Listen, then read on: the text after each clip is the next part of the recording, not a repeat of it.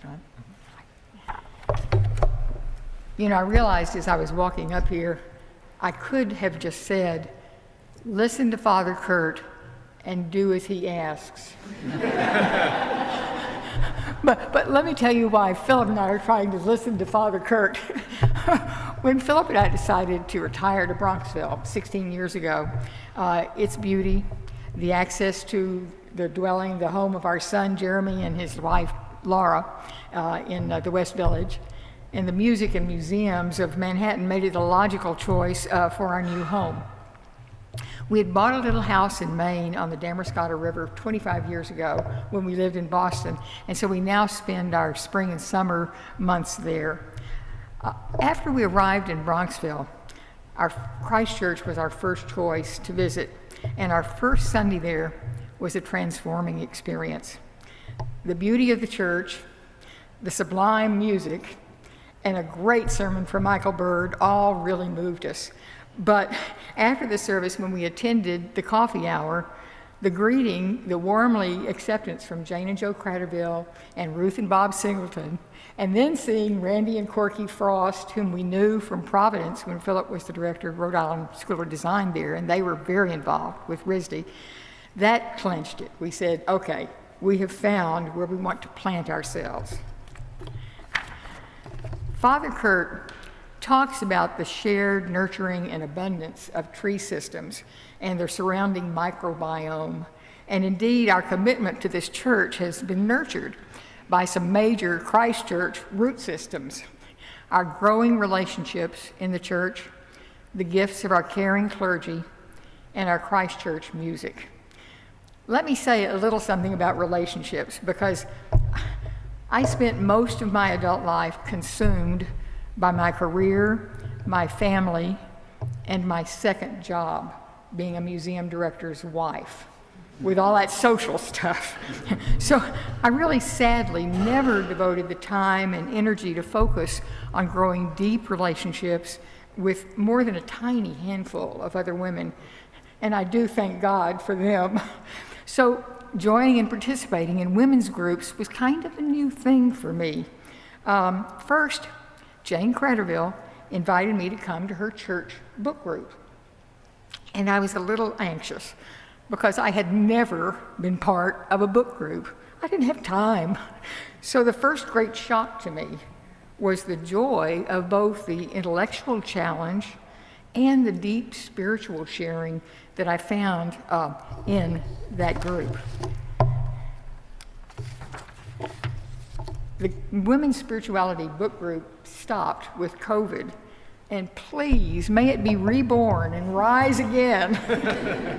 Then the next thing was joining the Women's Guild, and that's made an equally profound change for me. I was intrigued by their social activities and thought that might be fun to participate, but then I found that their balance between the social and the opportunity to really serve needs in our community has become increasingly important to me.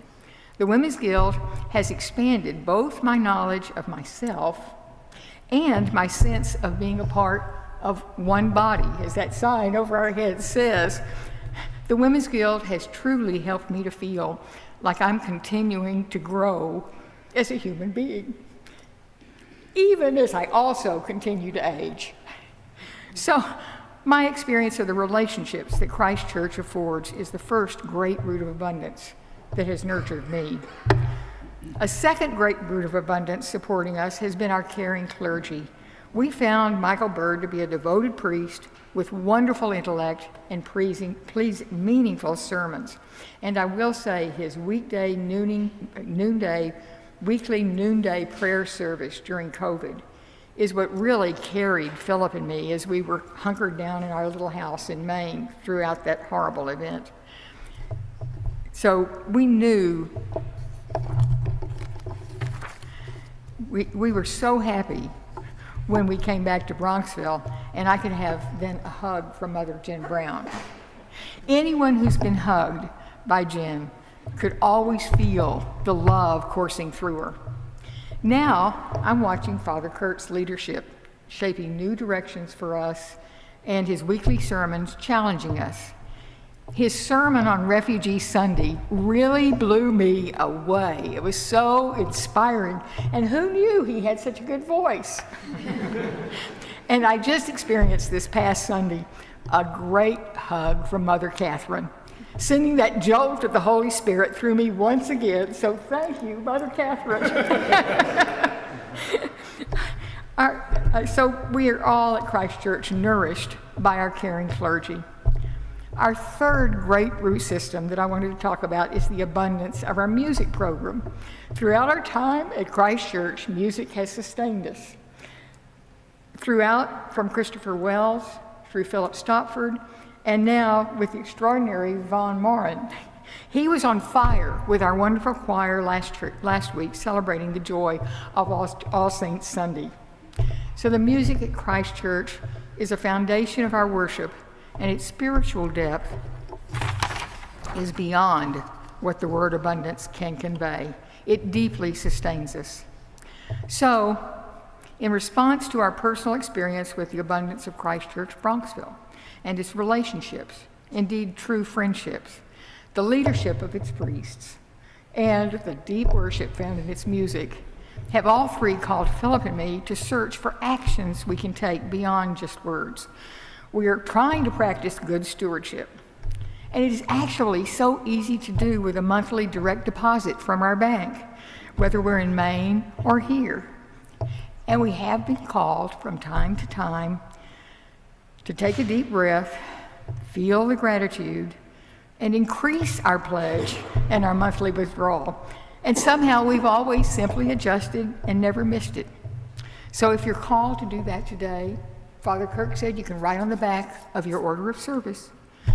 And now we're both trying to take a new personal action of service, along with so many of you, by responding to the needs of legally approved refugees who are seeking safety, a new hope, a new work in our community and nearby.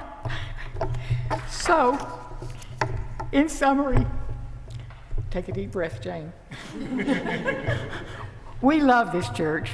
We are nurtured by you, and we're called to give, to take personal action, all of us, as part of one body, one caring and abundant forest.